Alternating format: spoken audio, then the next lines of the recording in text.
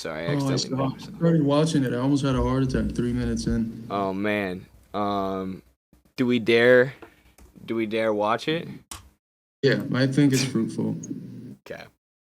Um so what we can do is I will mute my mic and play it, and then at a certain point I'll just pause it, and then we can discuss if that works for you.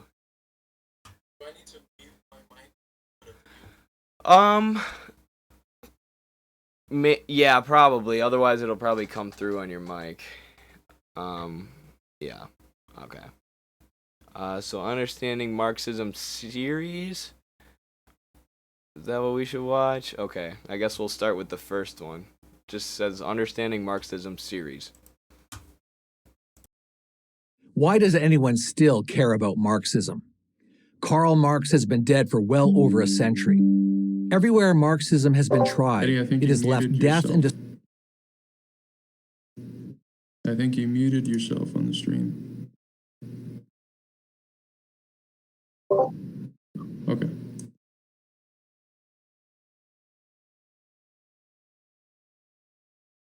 destruction in its wake. In fact, nothing in the last I 1,000 don't years see a comes video. close to the amount of tyranny, terror, and mass murder brought about by Marxist regimes. Maybe someone in the chat can help. Alright, now it should work better. Let's restart. Alright, I forgot to switch it. What popped up? Okay, I'm gonna mute myself now. Why does anyone still care about Marxism? Karl Marx has been dead for well over a century. Everywhere Marxism has been tried, it has left death and destruction in its wake. In fact, nothing in the last 1,000 years comes close to the amount of tyranny, terror, and mass murder brought about by Marxist regimes. Yet Marxism lives. It may present itself today as postmodernism, multiculturalism, feminism, environmentalism, or critical race theory. Alright, I want to pause it right there because I think you're a good person to talk about this with, Carl. Why do they always say that Marxism is postmodernism? What the hell is this? Why do all the bourgeois academics conflate these things? Oh my God. Because I honestly don't know. I just think they're dumb sometimes. But there's one of the main enemies of Marxism is postmodernism. Like if you look at some of the main Marxist educational projects, like Monthly Review, they had a lot of really good volumes towards the late 90s and early 2000s attacking postmodernism and contrapositioning themselves as Marxists against postmodernism. So I don't know why they draw that comparison. The only thing that I can think of is that there were certain people in the postmodernist movement, specifically in France, like Foucault, who, when the '68 movements arose, and people were getting organized along socialistic lines, they opportunistically joined those movements, even though some of the things that the movements were organizing against, people like Foucault had been some of the culprits in like academic formalism, just how the institutions were run and stuff like that. Gabriel Rockhill's, who's a PSO member and a pretty prominent philosopher, I really enjoy his work. He's written quite a bit on this. He's got 2 articles for Philosophical Salon on Foucault, but he was someone who I think was in the party, in the French Communist Party for a little bit, and again he participated in these protests opportunistically. But I can't say why they relate these 2 things. I mean, in part it's because this was the left that was funded by the intelligence agencies, like the CIA and MI6, right? This was the left that was funded because this was the one that didn't substantially oppose the existing order. And this was the one that could be used as an anti-communist left. So again, it's I think theoretical developments that ultimately land at left anti-communism. And, just because of its more sometimes outrageous and provocative statements in terms of more cultural topics that, traditional Marxists wouldn't really touch on that much. It's been an object of attack from the right, but there is no connection between postmodernism and Marxism. Marxism is a world outlook that believes in history, believes in historical progress. It analyzes things systematically, and it is a system of understanding the world, albeit an open one, but it is a system nonetheless. And postmodernism just rejects all of these things and anything that smells like grand narratives. And because it's been infiltrated through the academy into Western Marxist academics, I guess, people like PragerU or Jordan Peterson make those connections, but real Marxism is not touched by postmodernists with a 10-foot pole. Right, and I have a couple points about this too.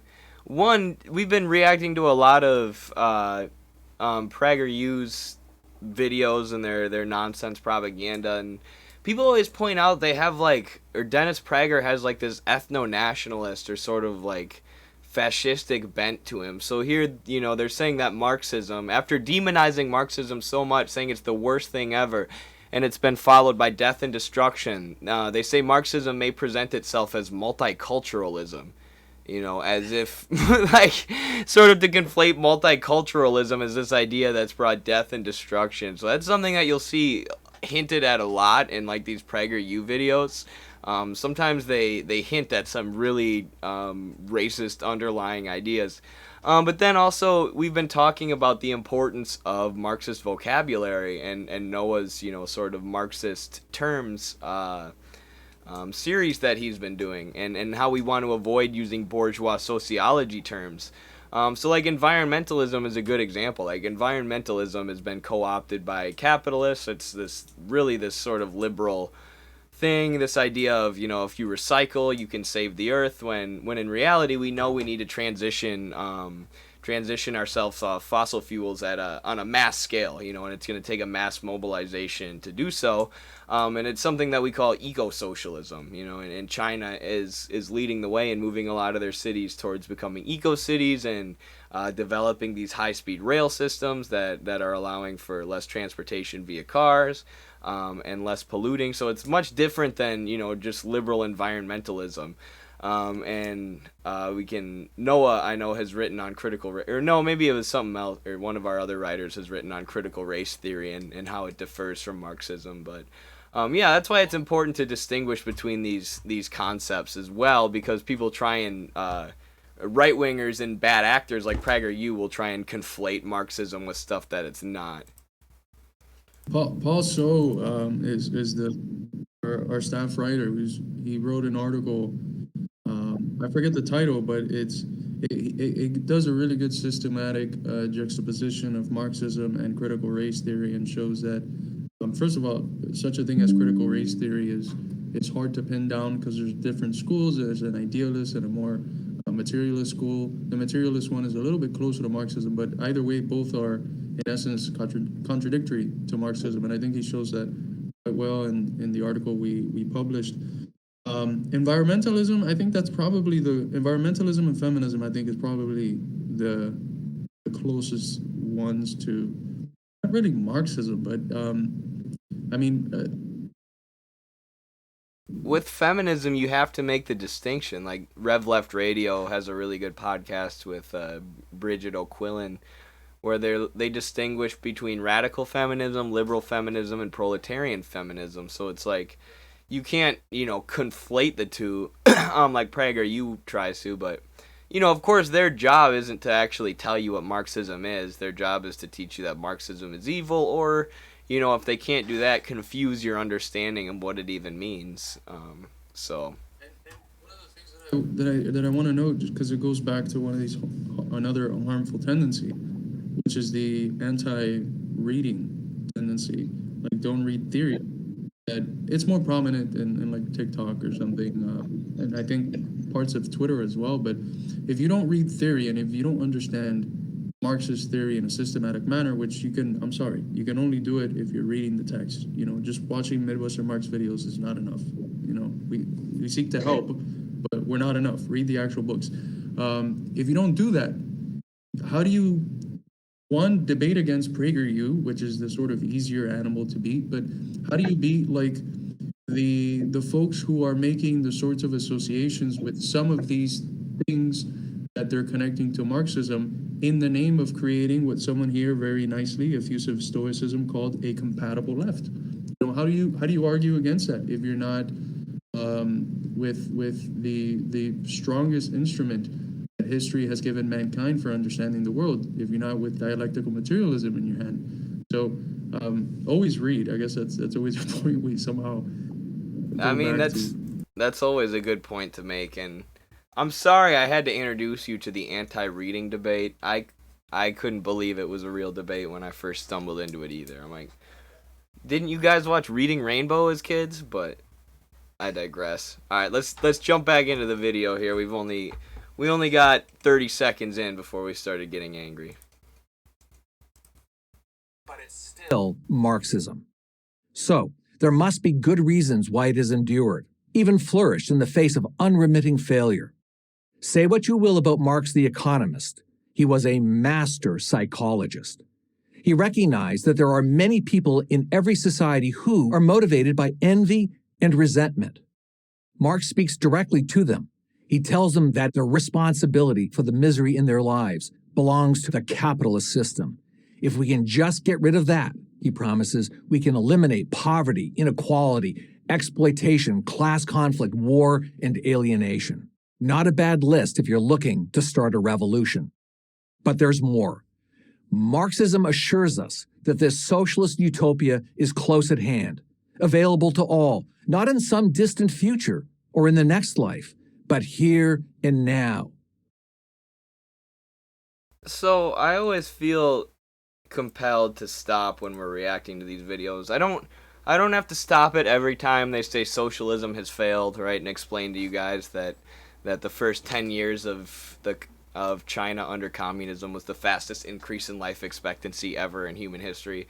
I don't have to bang all these statistics, but I have to stop it every time they say Marxism is the idea that we can implement a utopia, a socialist utopia, because one of the first books I read about Marxism was Socialism, Utopian, and Scientific, where Engels lays out the distinction between scientific socialism, which is what Marxism preaches, versus utopian socialism, and explains that, you know, there can be no utopia. You can't just create some sort of workers' utopia in the middle of capitalism. It just doesn't work that way. It takes a scientific progression, a progression of the class struggle where the proletariat develops as a class and then is able to seize political and economic power and eventually abolish classes. And it happens slowly. There's a process of construction because every new system is birthed from the old, so it's going to have the birthmarks of the old system. So you need a process of construction to create this new system, which means you can't implement a utopia overnight. You have to build the new system out of the current system and the current material conditions that you have around you. And this is one of the great insights of Marxism, and one of the great insights of Marx.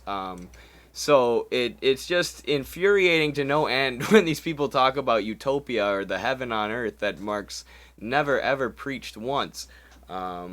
Although he was an optimistic thinker, you know, who didn't think doom and gloom, society is doomed. You know, he believed in a brighter future, but in a very, very realistic way. Eddie, I'm sorry to break it to you, but you're wrong. Marx was a psychologist. I don't know if you know that, but he got his PhD in psychology. It's just, I mean, how do you? It's the suit and tie. You put a suit and tie, and you can say whatever you want, and people will eat it up. You have a clean haircut, and you wear a suit and tie, and you wear, you know, these glasses like the ones we're wearing now, which I'm sure they're blue light glasses. They're not prescription. I'm sure we're on the same boat. But if you got the suit on and you look professional, you can say whatever the hell you want, and some people will eat it up, right? Especially if they're in the sort of economic positions, as Upton Sinclair, a great American socialist, once said, that makes them not believe the truth. And I mean, to say that Marx was a psychologist is just absolutely hilarious, right? I mean, there's nothing you could do with these videos besides just like what this one Family Guy scene does when Peter's stuck on listening to "The Bird Is the Word," and then Stewie and I think Chris and Brian just take out the CD and they just fucking stomp on it and hit it with a bat for like 30 minutes. That's the only thing you could do with PragerU videos. I mean, you have to download their stuff into a CD so that you could do that and then record yourself doing that. And then only then is anything related to PragerU going to have any value for humanity. It's so bad. I don't know. People will often send us better arguments against Marxism, to respond to real, more, I don't know, better arguments than what PragerU comes up with. Like you said, it's just a heap of garbage. It's just nothing but straw man after straw man. I've been amazed, honestly, since our chat started sending me PragerU videos. It's like, because they have all this money, like you said, they're wearing the suit and tie, they have the narrator, they have this, beautiful animation, and it's like these people are just talking straight bullshit. So, we can continue with this straight bullshit. All we have to do is overcome one little obstacle: human nature. Marx expressed his deepest views on this subject in his economic and philosophical manuscripts of 1844. They can be summed up in one phrase: the enemy of being is having. In other words, the desire to own things makes you a bad person. However, you're not to blame. The blame belongs to capitalism. The most common interpretation of Marx's philosophy suggests that he opposed capitalism because it creates an unjust world of inequality, exploitation, and class conflict. Marxism, according to this view, is all about equalizing income and social status. This is true, but it doesn't go far enough. Marx saw the accumulation of material wealth as dehumanizing. The more money and material possessions one acquires, the more estranged one is from his true humanity. Carlos, I learned something new today. Marx was against human nature, and he thought that if you want to own things, that means you're a bad person. See, when I was reading Marx, he was talking a lot about ownership, and he said, the bourgeois class has their power because they own the means of production. And it's in the interest of the workers to seize control of the means of production and own the means of production. So he's saying, he's encouraging people to seize ownership. But, you see, now because of this very smart PragerU video, that leads to a contradiction. Because Marx, the moralist, said that owning things makes you a bad person inherently. So how do you feel that Marxism has been debunked? I think Unparalleled Dev captures it perfectly. Communism is when no toothbrush. That's all communism is, man. It just leads to poverty every time. But no, since, to say that a work that Marx does when he's 26 years old, the Economic and Philosophical Manuscripts of 1844, express his, quote, deepest views, is to be an idiot. I mean, people have gone to the point of interpreting these manuscripts as a Marx before Marxism, like a non-Marxist Marx. Like, I don't share that interpretation. I mean, I just finished an article on reviewing Marcelo Musto's anthology of Marx's writings on alienation, and I argue, along with Musto, Schaff, and others, that there's a continuum, right? That, the stuff that was there early on just gets better and better and better. But to say that his deepest views are expressed in 1984, and his deepest views on human nature, oh boy. Marxism holds that human nature human nature is socially conditioned. If you're going to have, to use an Aristotelian concept, a sort of prime matter, like a basic substance that humans are composed of, it's pretty much empty. It's empty unless it's historically actualized, right? In order for there to be something like a human nature, it has to be always embedded in a specific mode of life. So he doesn't reject human nature. He has an understanding of human nature which is historical, which means that the ideas that you have, the affects, how they manifest themselves, how you view the world, how you understand yourself viewing the world, and how you understand your society, all of these things are direct results of the historical societies that you are a part of. That is something that today in 2022, most intelligent people agree that in ancient Greece, it was okay, they thought it was okay, as you can read in Plato's Symposium, for philosophy teachers to be basically in bed and in a sexual, halfway amorous, halfway teaching relationship with their younger students. That was a result of a specific society. Now, those ideas today we consider despicable, right? But those ideas arose because of a specific context. Take any sort of idea, the belief in kings, although Britain still exists, and so does Spain, but I mean, whatever. But the belief in kings, to some extent, the belief in God and the way we believe in God, right? The way we think and the characteristics that people love pointing at and saying, this is human nature, all of those things always vary according to the specific mode of life of the human being you're analyzing. Socialist humans living under a socialist mode of production think differently, engage with the world differently than those living in a capitalist mode of production, who engage differently than those living in a capitalist mode of production in the stage of mercantile capitalism. And Marx, but Marx doesn't believe this because, it's convenient for him to then say, so we can have a socialist utopia and mold human nature to whatever I want it to be. He says this because it's the material reality, and if you look at the way society was organized back in, humans' primitive state, it was a sort of primitive communism before, a surplus arose, which allowed for the ownership of a surplus of goods, which allowed for the division of society into classes, and the division into one class which doesn't work but owns, and one class which works, one class which is exploited, which causes all these it causes all these changes in human nature or human psychology, the way that people at that time period think. And I always think about this as a coach. I coach athletic teams as like a full or part-time job. And you have to understand that kids are a product of their environment, not even just the kids that you're working with and the environment that you're trying to create for them in your team. But you have to understand that the environment that produced them, some kids are from rural areas and they've never been off the farm. Some kids are from city areas. And this is going to have differences, or result in differences in their personality, their nature.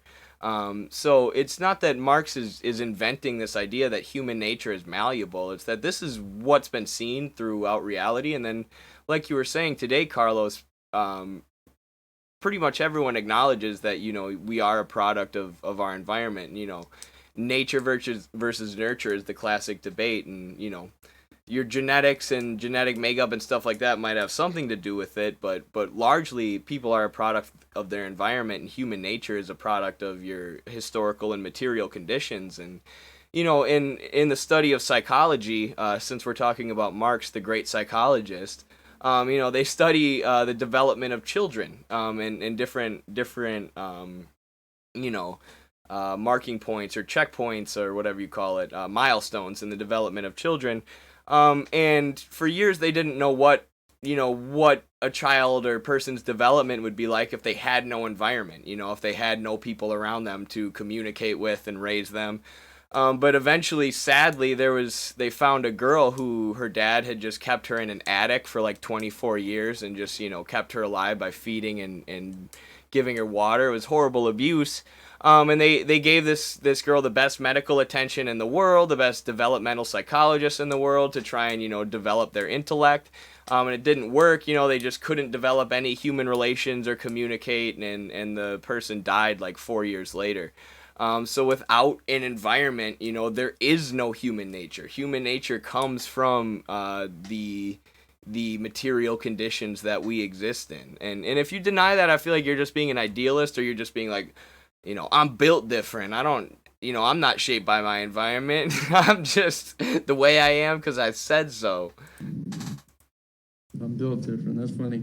You also you mentioned genetic makeup. Is even that is something in constant evolution. I mean, Darwin exists, right? I don't know if it does for these people, but the time of Aristotelian essences that were unchanging, that's gone, baby. I mean, toss that out the window. That doesn't exist neither at a sociological nor at a biological level. Things are always in a constant state of motion and progress, according to both their environment and in part to genetic makeup that's also malleable. One of the other interesting things he mentions is equal income. Marxists want everyone to make the same amount of money. What's funny? This is coming from a PragerU video, but I was a few semesters ago when I had first started in grad school. I had a class on philosophy of race. And one of the questions that I always kept on bringing up, as I think we should whenever we are in academic settings, is the class question, right? Because all this philosophy of race stuff, it really breaks with the brilliant traditions of Black communists who always realized that the oppression of Black people is tied to capitalism and that their liberation is tied to the liberation of the working class in general. So I would always bring up this question and bring up the question of socialism, which, I mean, it was just commonsensical to Black theoreticians from the 1970s before that their liberation was tied to socialism. I would bring up the question, and then I had someone, a bourgeois background person, they mentioned, well, racism is not going to be eliminated when everyone has an equal income. I almost spit out my drink when they said that in class, because I mean it's PragerU level discourse, and this is someone in a graduate program. I'm sure that the audience knows this, but communists don't want everyone to have equal income. Even the idea of money in the more ideal, and we're fighting for that sort of mediation which stands in the middle between the things we produce and the things we consume. That's not something we want to exist, but either way, communism is not about having everyone make the same thing. In the Soviet Union, for instance, there was pay ranges where people could make up to 10 times more than someone else according to the type of work that they made. It was even more, in the sense, unequal than like the Mondragon cooperatives that people love to point to in I think in Spain. Because they have like a pay differentiation of 5, right? You can make up to 5 times as much as someone else. But communism is not about income. We realize that income is a result of production. It exists within a different sphere, and it's the relations that we analyze are not necessarily income relations. We see those as effects of relations of production. So you can be a capitalist and be broke, and you can be a worker and make a decent living. But it's about what relation the one has to production that matters, right? Yeah, the focus on equal income is a ridiculous right-wing talking point, but I think it's also one that a lot of communists have internalized, and they'll almost defend making everyone's income equal. It's like, you don't want a society like that. I always think of my buddy Brody, who worked at NASA when he was in college. And he just worked his butt off. He was, a above average intelligence person, but more so than that, just worked really, really hard. And right now he's working for some capitalist engineering firm, and they're exploiting the crap out of him because they've realized how intelligent he is, or how hard he'll work for the company. under a just system, under a socialist system, you want someone like that to be genuinely rewarded, right, for their work. Not only do you want their hard work to go into the benefit of society rather than going towards enriching some capitalist firm who's exploiting him. But people like that should earn more because they're giving more to society. And in the Soviet Union, the people who were making 10 times more income than some others were like scientists and doctors and people who were leading the way in technology. So you want to actually create incentives for people to work hard and create good things. And that's what Marxism has always been about. It hasn't been about, creating a society where everyone gets paid the exact same amount of money, the exact same dollar amount. Thank you to Papa Squats 1289 for resubscribing for 8 months. Let's go. I appreciate it. Should we get back to the video, Carlos? You got anything else? I just wanted to push back a little bit just because of the Che in me, which is the idea of material incentive. I don't know, because what we saw was that what Che predicted would happen kind of did. And of course, there's a plethora of factors for why the Soviet Union was overthrown, but he argued that if you didn't create conditions where people worked because of the consciousness of the fact that their work benefited other people and not just because they would make more, which was how the Soviet Union was running at the time, that socialist consciousness wasn't going to develop. He had a famous quote which says that voluntary work is the school of communist consciousness. And I think we can see the difference in a sort of socialist project as large as the Soviet Union was, with as many resources as it had. It had a lot more capabilities to fight off imperialism, and ultimately, for various internal and external contradictions, it fell. But Cuba, even after the Soviet bloc fell, survived. And so I think that we too often push as idealists, this realm of developing socialist consciousness, but it has material effects. Cuba is still around. It's a shining example of socialism, specifically in Latin America. Any project that goes against U.S. imperialism, whether directly socialist or not, they trace their roots to Cuba, because they're the first country that has been able to successfully break itself from the American empire for more than 6 decades. And I think in large part this was because of the process of building socialist consciousness and moving beyond material incentives as the source for doing things. That's true, and I wish Che would have lived to see the Cultural Revolution and what China now calls the failures of the Cultural Revolution that we were talking about earlier.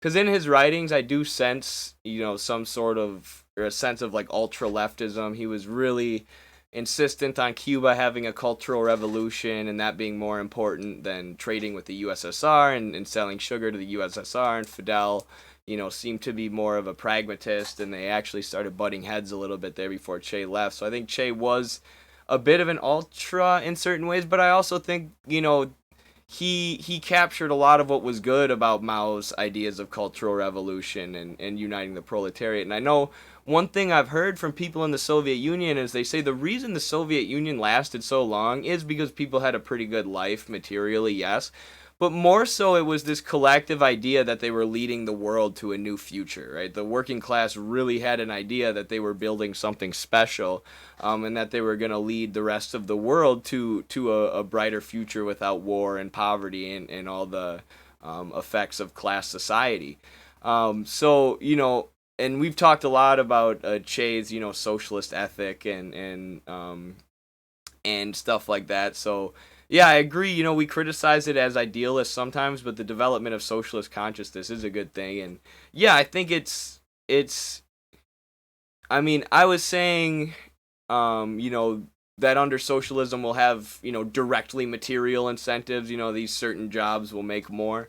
But I think the incentive more so that we want to create is understanding that, the harder I work, the more my labor is going to go into benefiting all of society, right? Rather than being exploited, having all my hard work and labor going into making air ducts, which are sold to make a profit for some capitalists, my hard work is going into developing society and making people's lives better.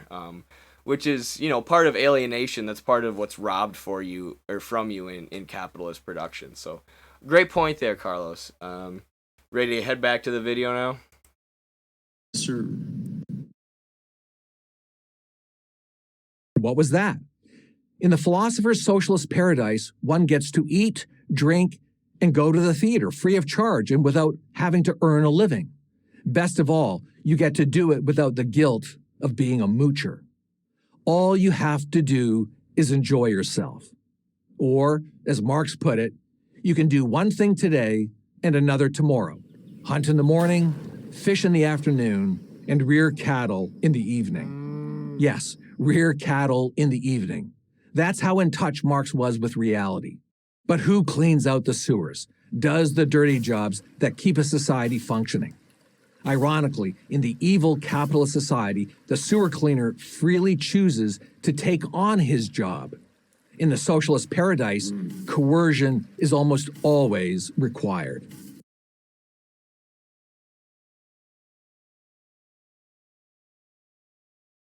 That one is good. Now, Carlos, you probably don't understand this because you're just a darn academic philosopher thinking up socialist Marxist paradises. But under capitalism, the people who clean poop out of the sewers fucking love it. They just are down there with like disco balls, partying. They have sewer karaoke nights. It's not that they need to sell their labor power to a capitalist who owns all the resources of society in order to survive and eat and have food and shelter. It's just that they love cleaning sewers.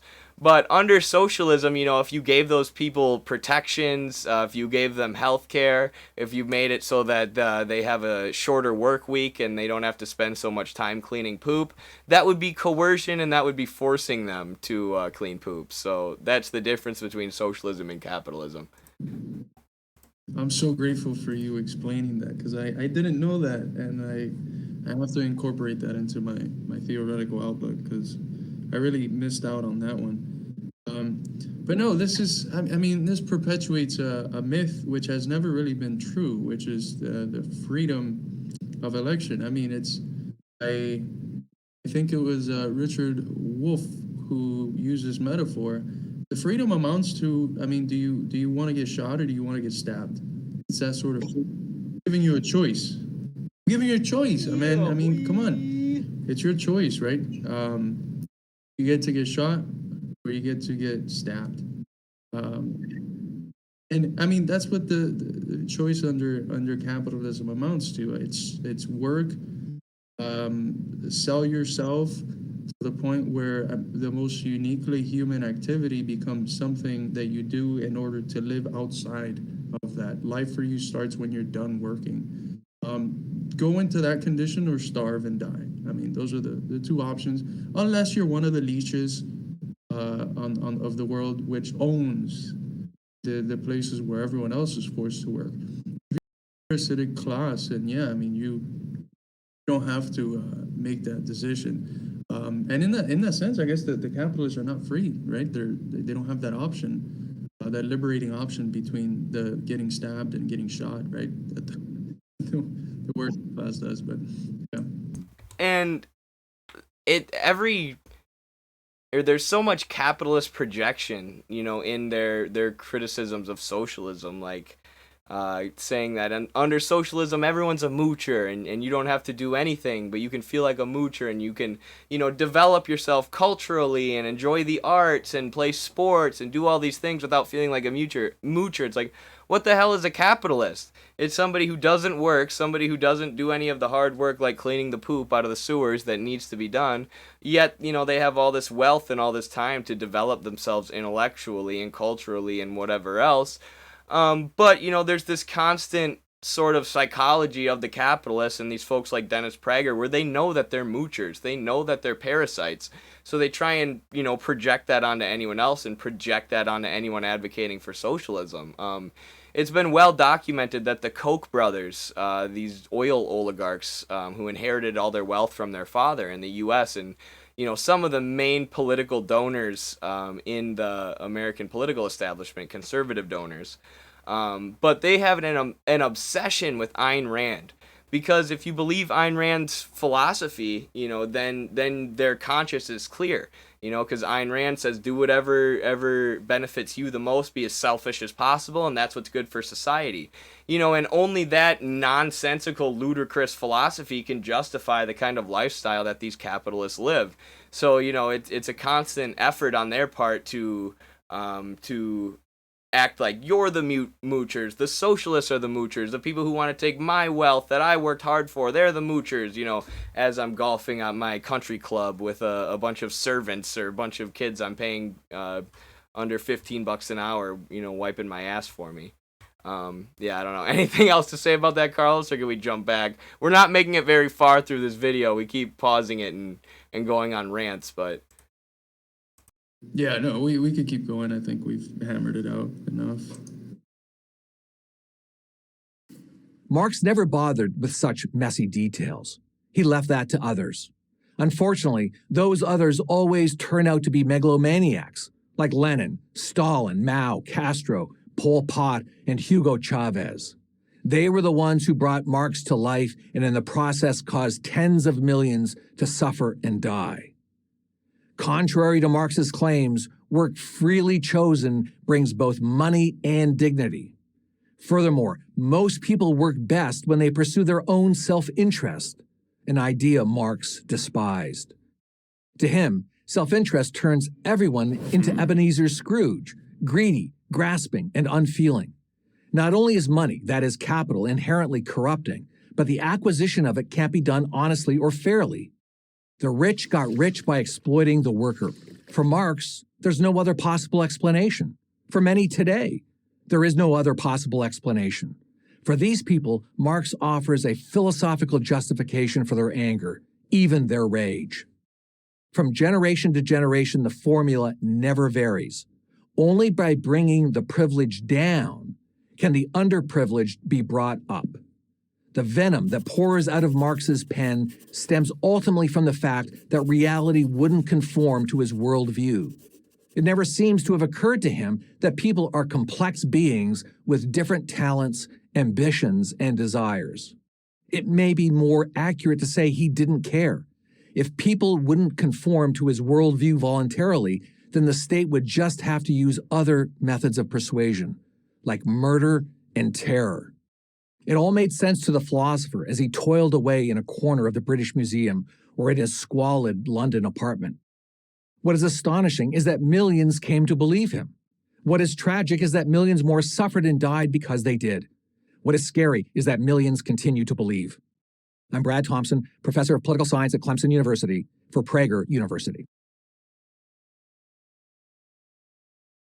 I'm glad we got such an unbiased interpretation of Marx. I would expect nothing else from a professor at Clemson, a bourgeois institution. But one of the things they said there was kind of base. They said that the Marxist thinkers like Chavez, Stalin, and Mao brought Marxism to life, and that Marx didn't predict what socialism would look like, but left that to the working classes of the future. Like, on God, yeah, like facts. But but what they said about self-interest and Marx hating self-interest was horribly wrong.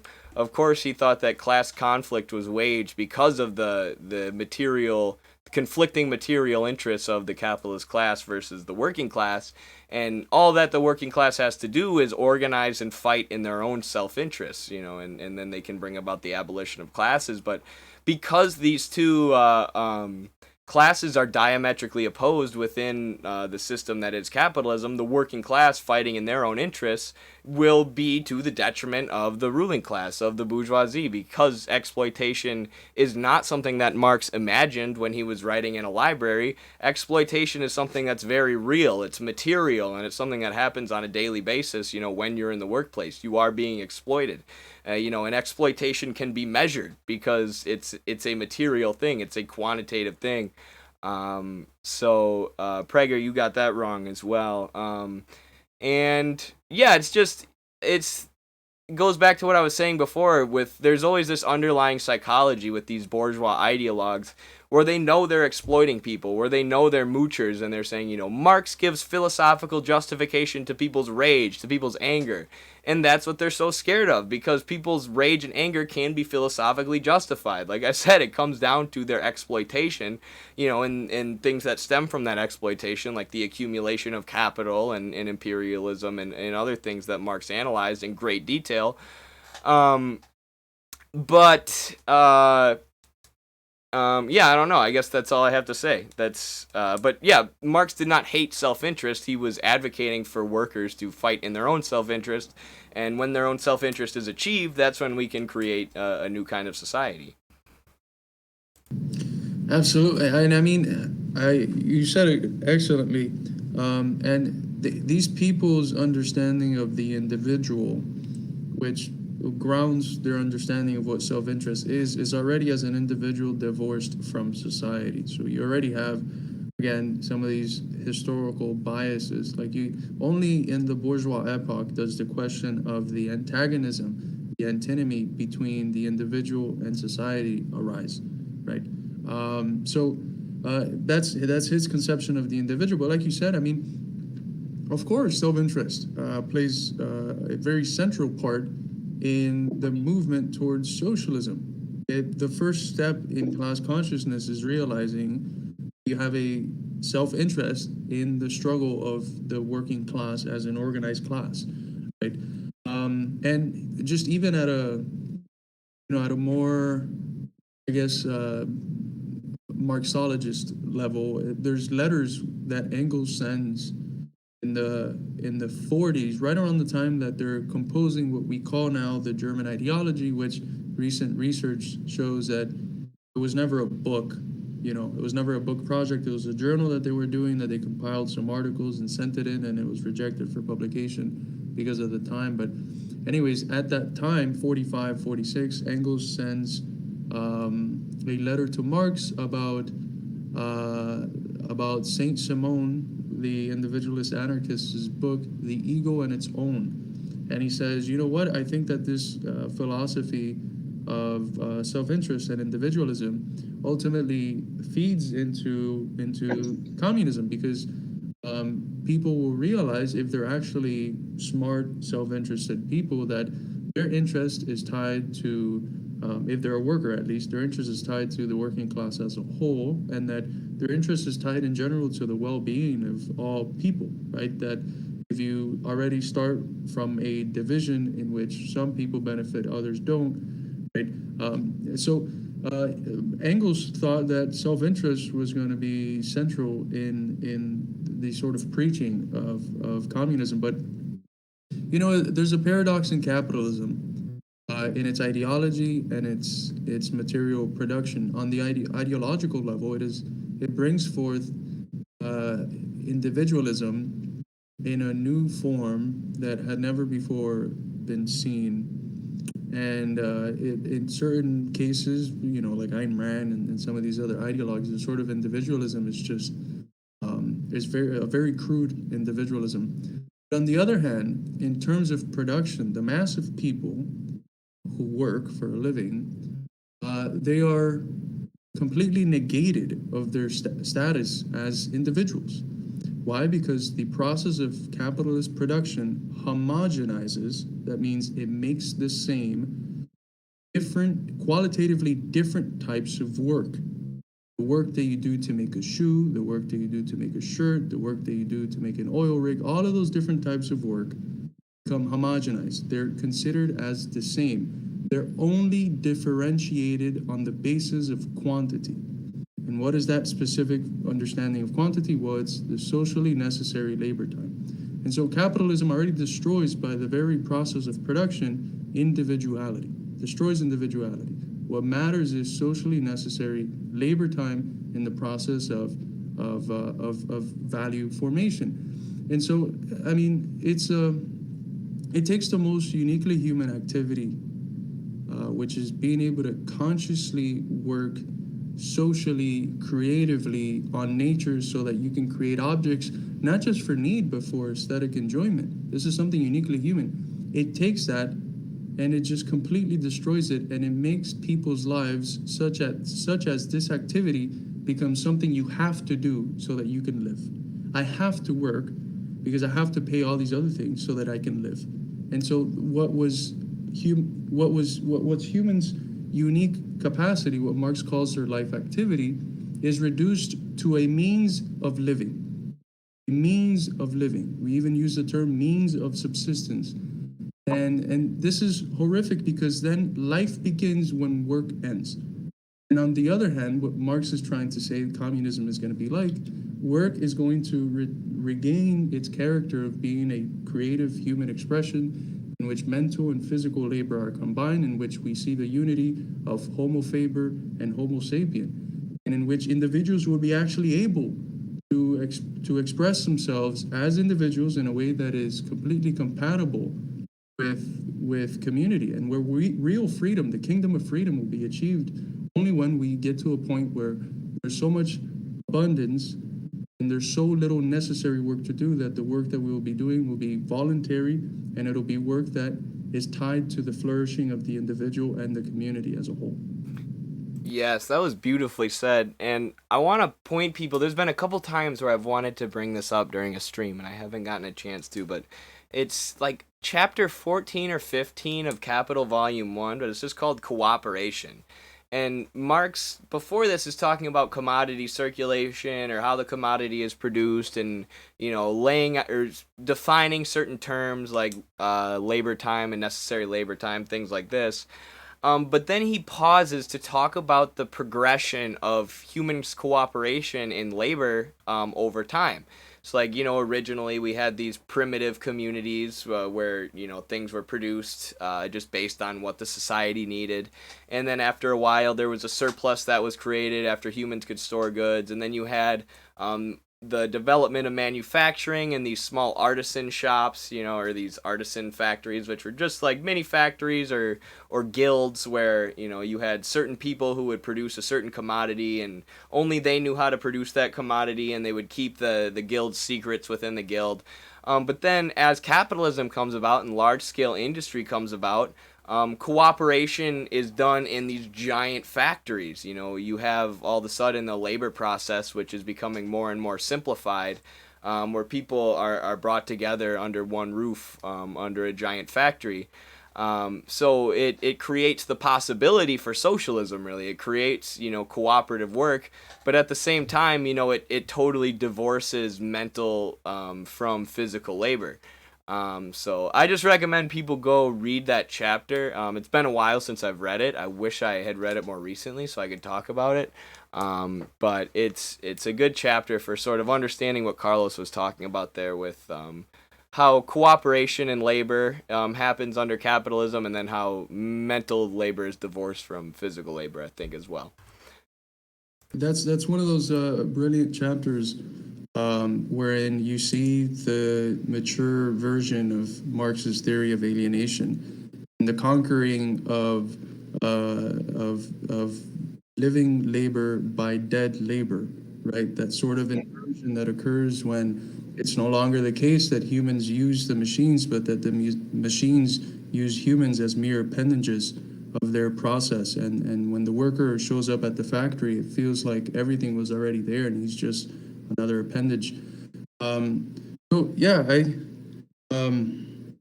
have to go in a little bit. Is there much of the video left? I can hop back in the stream in like half an hour to an hour, but I have to make food for my wife. So